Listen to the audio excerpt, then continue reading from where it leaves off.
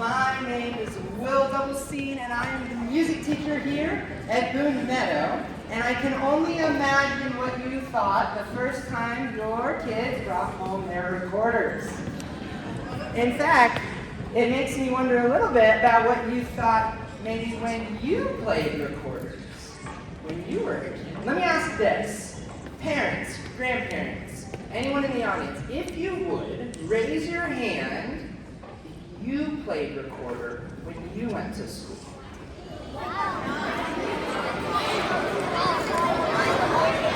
Now parents, grab your recorders, we're going to play Hot Cross Buns! Oh, yay! No, I'm just kidding. You know, I'm not sure what experience that you had when you were in elementary school, but I do know that the most common reaction that I see when a kid begins playing the recorder is a negative reaction. I can only assume that's because maybe there are some doubts about how it's going to go, or perhaps it means that the house will be full of some music for a little while until it becomes music. But you know, we all have to start somewhere, don't we? We'll talk a little bit more in a few minutes about why we played the recorder in elementary school. Because there's a lot to talk about. I hope that at the end of the night, you find that this instrument can be a serious instrument. And as you watch those videos, I hope you saw that just because it's a recorder doesn't mean it's bad. Maybe it was bad when you were a kid. Maybe it was hard. But, well, hold that thought and let's come back to it at the end of the program. All right? Now, kids, y'all look great. Does anybody need a recorder? All right, here's what we're going to do, kiddos. As you stand up, I want you to a little bit move this way and evenly space yourselves on the bleachers. Go ahead and stand up.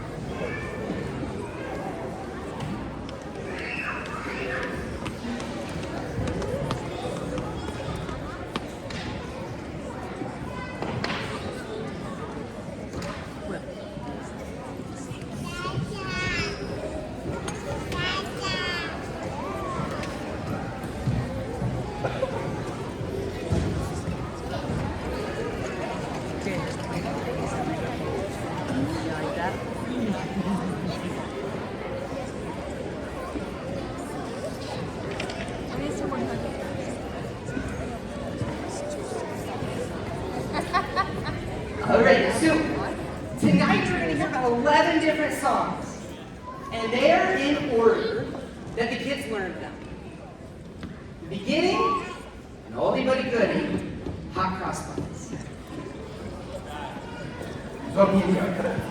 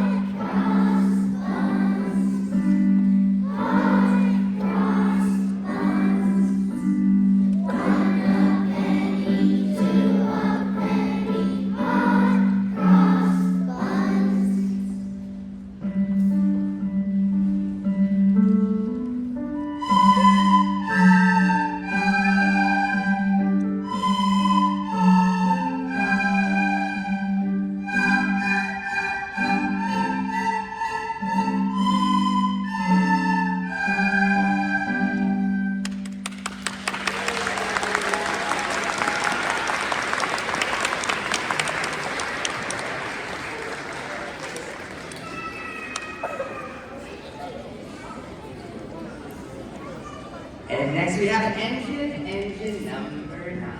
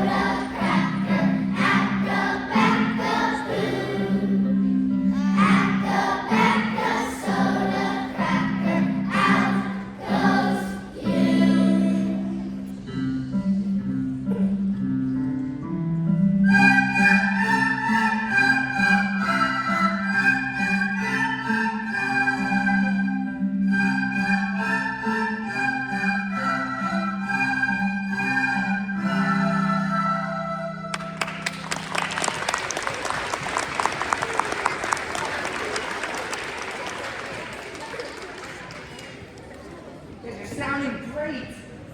Those first 4 songs, Hot Cross Buns, Engine number 9, Rain Rain Go Away, and Acca Bacca Soda Cracker, took us by far the longest to learn of any of them. We spent a good 6 weeks learning those 4 songs. And parents, you might be surprised to hear this, but we did not send the recorders home until about 95% of our students could play those first 4 songs. Because before they had them at home, I wanted them to have a basic understanding of how their fingers work and technique works and reading music, so that, when they started doing the harder songs and the practice at home, that, that foundation would already be built. All right? Now, those first 4 songs were only 4 measures each. Song number 5 is 60 measures. And yet, it only took the kids 2 weeks to learn. Interesting how that works. I hope you enjoy it. This next one is called Jitterbug.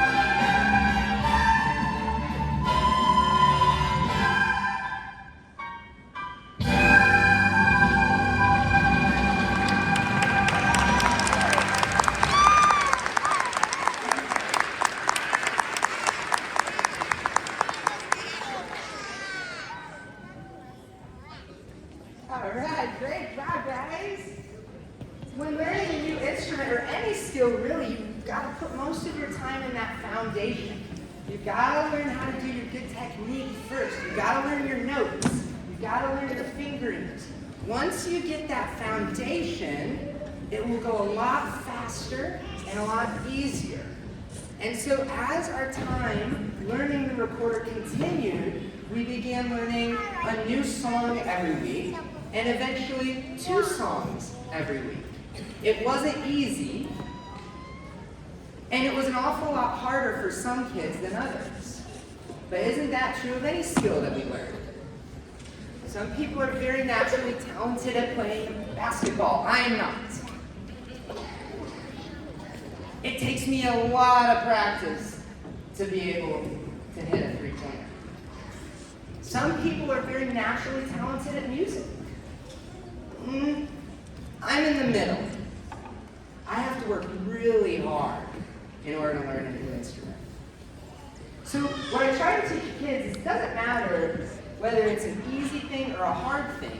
What we're going after is growth. Okay, that's the most important thing as we learn a new instrument or any new skill. Some of your kids probably struggled a lot. And thank you for encouraging them anyways. Some of your kids probably got this super duper easy. That's great. Maybe they'll be a professional recorder someday. Just on the side note, okay? I hope that there were a lot of lessons learned along the way, and the one that we focused on in class was being a hard worker. If we want to learn to do something amazing, we have to work really, really hard. That was probably my #1 goal in this unit.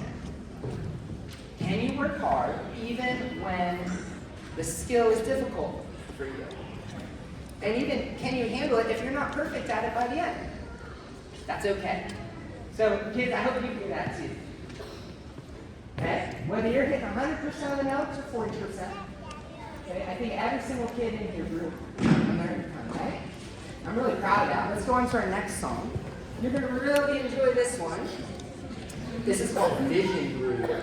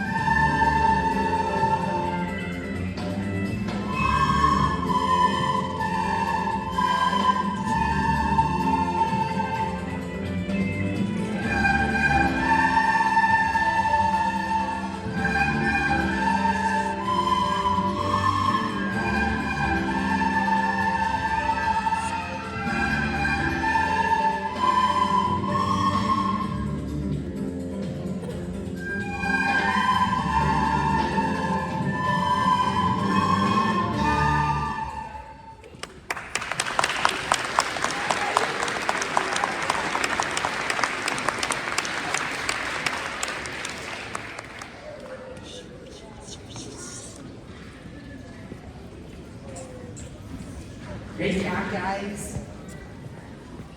So why do we learn a recorder? Well, there's lots of instruments that we could choose from. For most of these students, the recorder was their very first instrument. And if not their first, I would assume probably their second instrument. And the reason that we use the recorder is, well, honestly, because they don't cost $500. They're pretty cheap. Kids, you don't know this, but that recorder costs about $6. It costs about $6, and that's what allows us to give every single student their own instrument.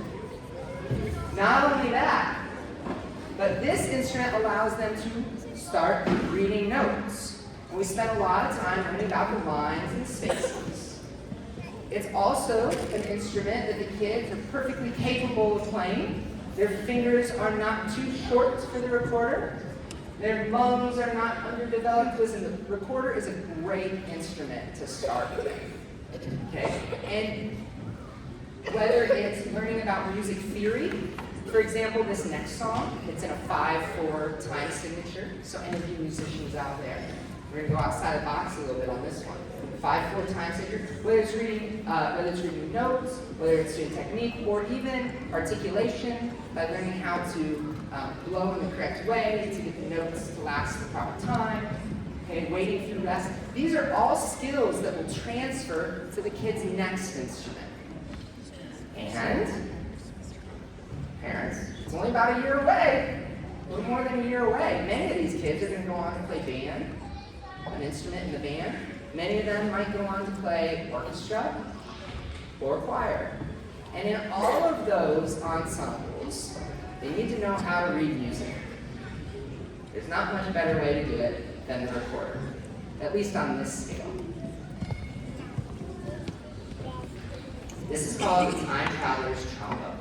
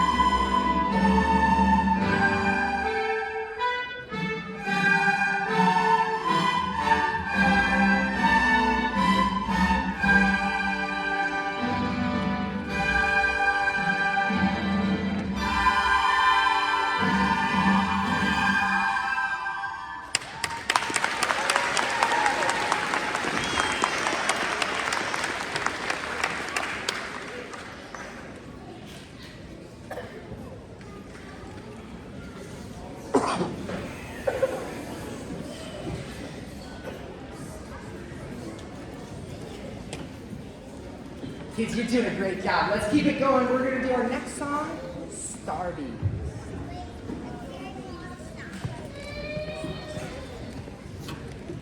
Starby. Here we go.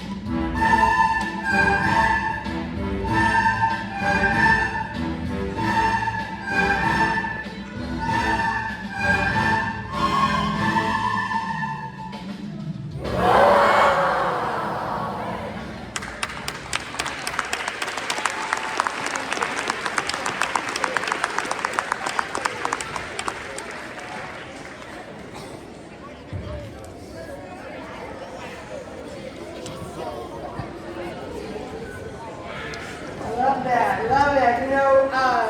I really believe that the fundamental goal of music education at the elementary school level is for kids to have fun learning about, making, and sharing music with others. All right, so we got to make sure that throughout the process, we're having some fun. Now, kids, let me ask you a question. Are you having fun tonight? Yeah! I love that. Let's keep it going.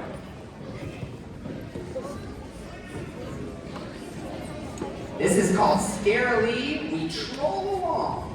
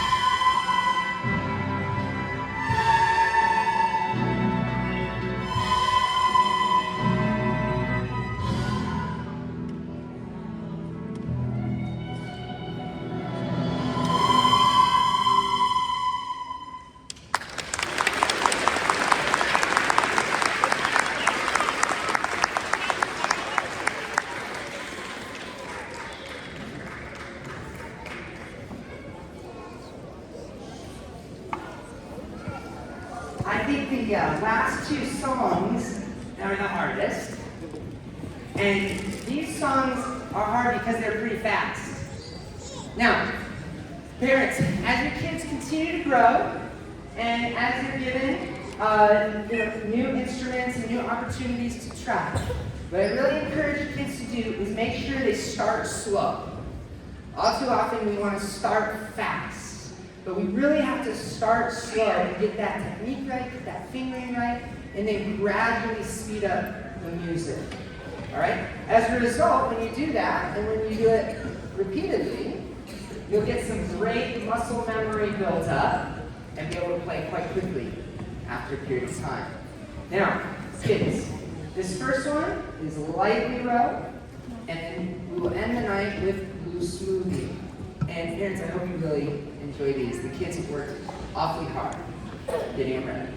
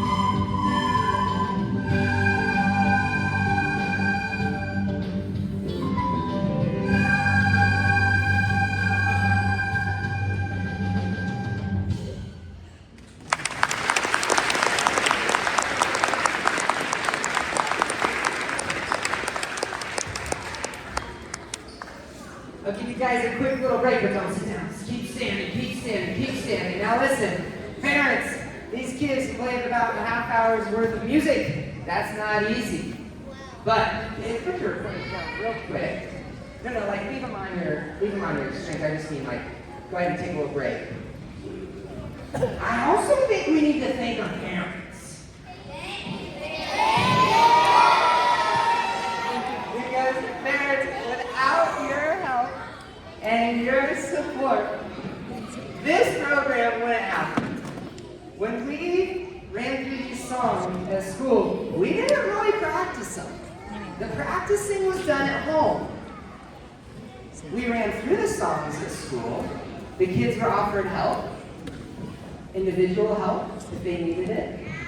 But the idea being, they had to learn how to take that responsibility of putting in the work at home. And I know that even though that's a great lesson for the kids to learn, it's also tricky if you're like trying to work at home and need a computer, or maybe the kids are really excited about practicing and they practice maybe a little bit too much, if you know what I mean.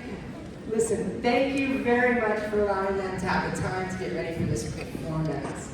After this next song, that will conclude our recorder unit for the year, and we'll move on to other things.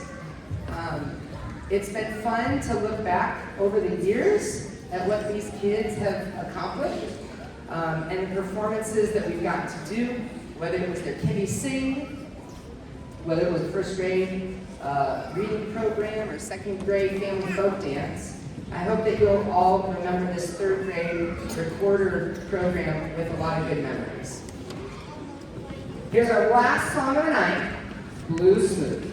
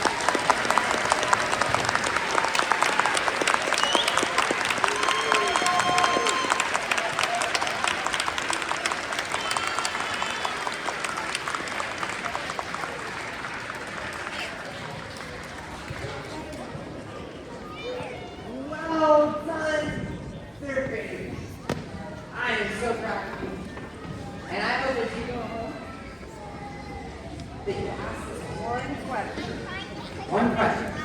Parents, you can ask this one too if you want. And that question is, was it worth it?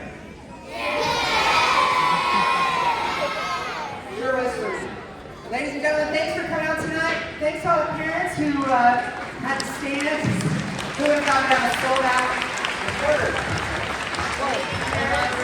Thank you, kids. Now, really appreciate it, everybody. Kids, this is really important. Take your recorders, put them in their cases. Make sure you find your cases. Kids, if you want, you can put your recorders in their class bins on your way out. Or if you would like to take them home for one last night, that's fine too. We can come back to class next time we meet, okay? Great job, everybody. Try